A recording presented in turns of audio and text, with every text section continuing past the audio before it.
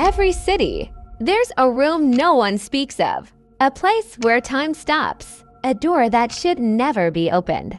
They say ghosts don't kill, but in room 606, the ghost left fingerprints. This is not a ghost story. This is a story about obsession lies and the one man who walked in and never walked out the same. Welcome to the Whisper in room 606. The rain fell like needles on the windows of Volin City. Beneath the flickering streetlights, a man staggered into the darkness, clutching something close to his chest. Somewhere above the noise of thunder and traffic, a scream echoed. But in this city, people don't stop for screams. Detective Nolan Graves had heard them all before, but this one had a strange echo like it. Came from behind a wall that shouldn't exist. Room 606. The old apartment, empty for 10 years or so, they said. The key twisted with a rusty click. The air inside was colder than outside and smelled like damp paper and old secrets. Nolan stepped in. The door creaked closed behind him on its own. He didn't flinch. He was used to things that didn't make sense. But what he wasn't used to was a fresh cup of coffee, still steaming, sitting on a dusty table that hadn't been touched in a decade. It was raining when Detective Ellis arrived. The Grand Winslow Hotel stood like a forgotten monument, ivy climbing its stone walls, its golden sign faded by decades of wind. Room 606 was on the 6th floor. No other guests were placed on that level. No one goes out there anymore. The clerk mumbled, eyes darting nervously.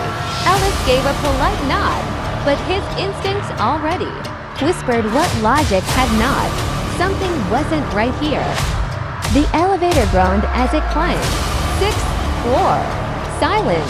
The hallway was dim, lined with antique wallpaper, fraying at the edges. Every door was closed except one. Room 606 stood open just a crack. That's not protocol, Ellis muttered as he pushed the door wider. The scent of iron and damp would fill his lungs. Something had happened recently. The room was untouched, almost perfect. Bed made, curtains drawn, except for one thing.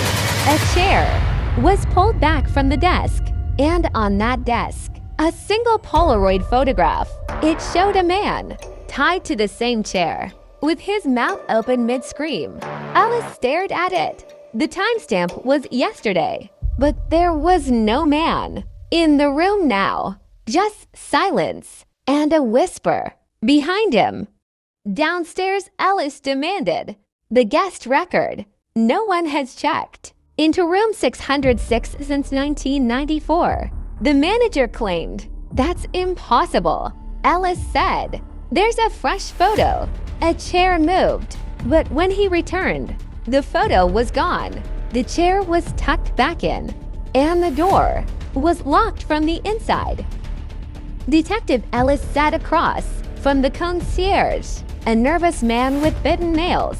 That floor's been closed for years, he said quietly. People who enter room 606 sometimes don't leave. Ellis leaned in. What about the photograph? The concierge hesitated, then whispered, you're not the first one to find a picture like that, and you won't be the last. Alice demanded the security tapes, rewinding the footage to the previous night. They watched the hallway of the 6th floor, time-stamped to 13 a.m. A man stepped out of room 606. He stood still, then slowly turned to stare directly at the camera. Who is he? Alice asked. The concierge looked pale. That's the man from the photo. Alice rushed back to room 606. The door was still locked. No sound. He knocked. No answer. Then a creak, the knob turned on its own. The door swung open slowly. Inside empty, except for one thing on the bed. Another Polaroid. This time, it was him, standing in the hallway, taken from inside the room. As Alice stood frozen, a figure appeared behind the curtains. A woman dressed in black. Pale face, no eyes. "You saw him," she whispered. "Now he sees you." She faded before his eyes, like smoke pulled into a vacuum. The lights flickered. The door slammed shut, and outside the window, the same man from the Polaroid stood 6 floors below, looking up. The hotel registry showed no record of room 606 ever being booked. "We stopped using that floor in 1983, the concierge explained. "Why?" Alice asked. The concierge lowered his voice. "A guest disappeared. Left his shoes, wallet, passport, everything except his shadow. The next morning, it was still on the wall, burned in." Alice frowned. "And no one removed it. They tried." It screamed. Alice demanded to see the wall. Room 606 again. Same silence. He turned the light to the far corner and saw it. A shadow, frozen mid-step, burned onto the wallpaper. It pulsed faintly. He touched it. A shock traveled through his fingers. He heard a voice. "Help me." He stumbled back, breath caught. That voice, he muttered, was mine. Alice noticed a faint line in the wallpaper. A false panel. Behind it, stairs. Narrow, wooden, leading down. He took a breath and descended. The staircase ended in a small room, unfinished wood. Old photographs covering the walls. Every photo showed someone standing in front of room 606. One by one, they disappeared down the line until only their shadows remained. Alice took one photograph from the wall. It was him, taken moments ago. But behind him in the photo, the woman in black, standing inches from his back. He turned around instantly. Empty room, no wind, but the photo, still warm. In the hidden room's corner sat an old tape recorder. It clicked on by itself. Whir, static, click. Alice leaned close. A voice whispered, calm and rhythmic. 1, 2, she's watching you. 3, 4, don't open the door. Then, a child's giggle. Alice dropped it. The recorder cracked, and something left inside the walls. Back in room 606, the mirror was fogged, even though the room was cold.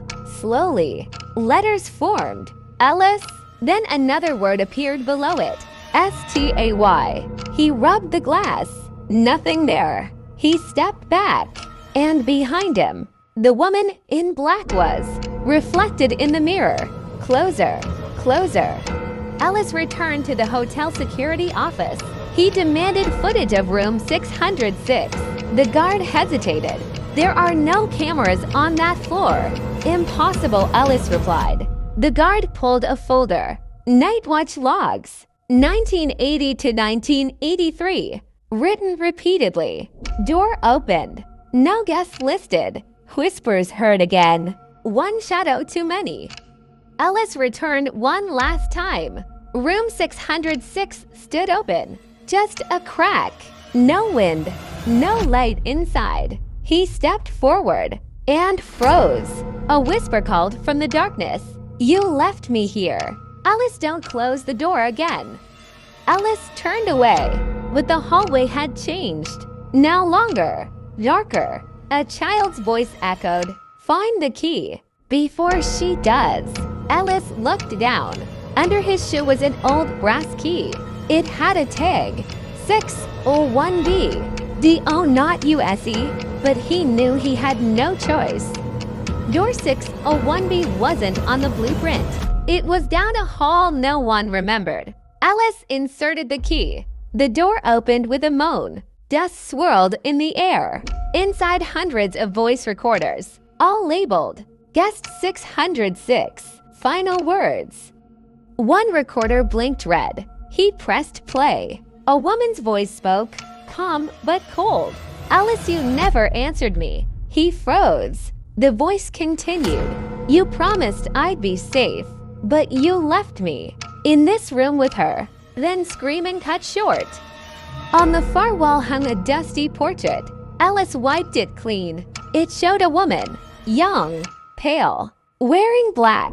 Standing beside her was a man in uniform. His face, it was his own, but the portrait was dated 1927.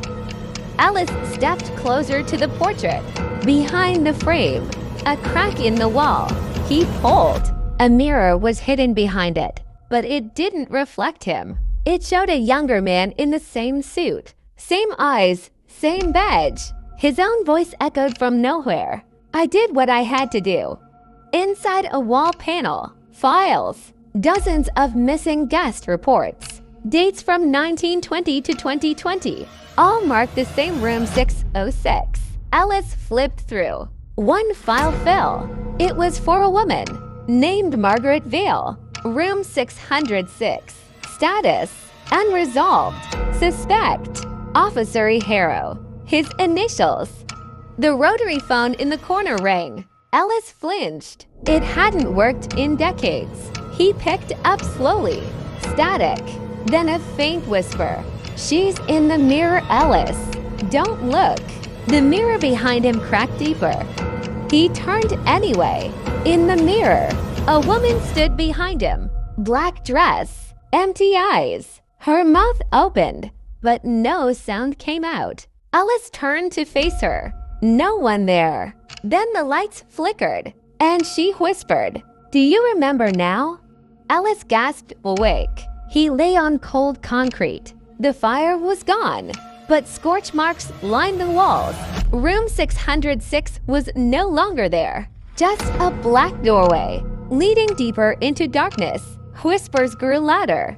They chanted one word: confess. He stepped into the black doorway. No light, only stairs spiraling downward. With each step, the air grew colder. On the walls, old case files with his signature, crossed out faces, red ink, no blood. At the bottom, a room, a desk, a lamp, files stacked neatly, all his unsolved cases. A tape recorder clicked on. His voice spoke. How many did you bury with silence? One file opened on its own. Inside, a photo of a child. The name Elijah Monroe, the boy from room 606. But he was never real. A voice behind him whispered, "He was what you erased." Alice turned. No one there. Alice followed a faint breeze. A panel behind the bed slid open. Old stairs led down stone steps, wet and cold. The basement. He descended slowly. At the bottom, an iron door chained shut, scratched with fingernails. Words barely legible. Keep her below. Alice touched the chains. They were warm. The door shook once. A voice whispered on the other side. You locked me in, Alice. His flashlight flickered. Shadows danced behind the slit of the door. He stepped back, breathing hard. The whisper grew louder. You watched me burn. On the floor near the door, burn marks like handprints.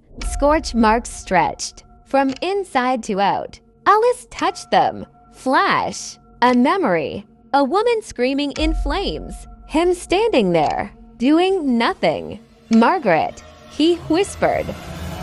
Without warning, the chains dropped, one by one. The door creaked open slowly. Black mist flowed out. A silhouette emerged. A woman, burned but whole. Her eyes locked on Alice. She said, "Now you will see what I saw." Alice staggered backward. The walls around him melted into another place, a hospital hallway. 20 years ago, the air smelled of bleach and sorrow. Nurses whispered. He saw her Margaret on fire, screaming in a bed. He looked down, his badge in his hand, but he turned and walked away. The vision vanished. Alice stood before a massive mirror in the basement. His reflection blinked, then smirked. It spoke. You let her die, not because of duty, but fear. The mirror cracked. From within, arms reached out, burned angry. Time to trade places. The arms grabbed him, The mirror shattered. Alice was pulled in. Into fire. Into screams. Into the very room Margaret died. But now he was on the bed, flames licking his legs. A shadow stood at the door, watching. The shadow stepped closer. It wasn't Margaret. It was himself, cold, silent, watching as fire consumed him. The burning Alice screamed, but the shadow turned and walked away, just like he once did. Darkness swallowed everything. Alice gasped awake. He lay on cold concrete. The fire was gone, but scorch marks lined the walls. Room 606 was no longer there, just a black doorway, leading deeper into darkness. Whispers grew louder. They chanted one word, confess. He stepped into the black doorway. No light, only stairs spiraling downward. With each step, the air grew colder. On the walls, old case files with his signature, crossed out faces, red ink, no blood. At the bottom a room, a desk, a lamp, files stacked neatly, all his unsolved cases. A tape recorder clicked on. His voice spoke. How many did you bury with silence? One file opened on its own. Inside a photo of a child. The name Elijah Monroe, the boy from room 606. But he was never real. A voice behind him whispered, he was what you erased. Alice turned. No one there.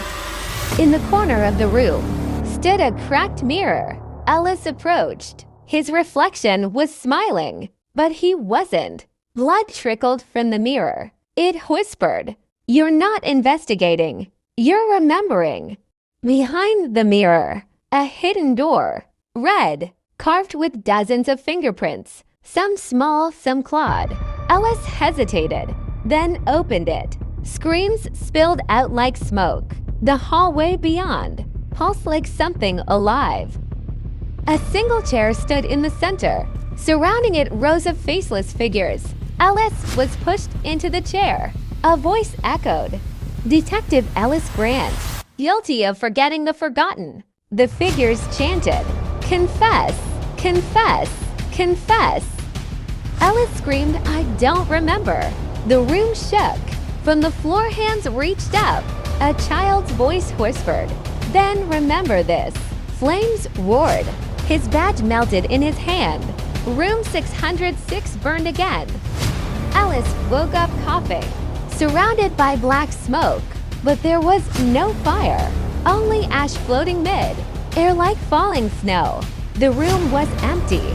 The walls were covered in names, hundreds of them scratched with fingernails. One name repeated, Abigail. In the center of the acid doll, burned, head tilted, one eye missing. As Alice bent down to touch it, it whispered, I remember you. He dropped it. It laughed.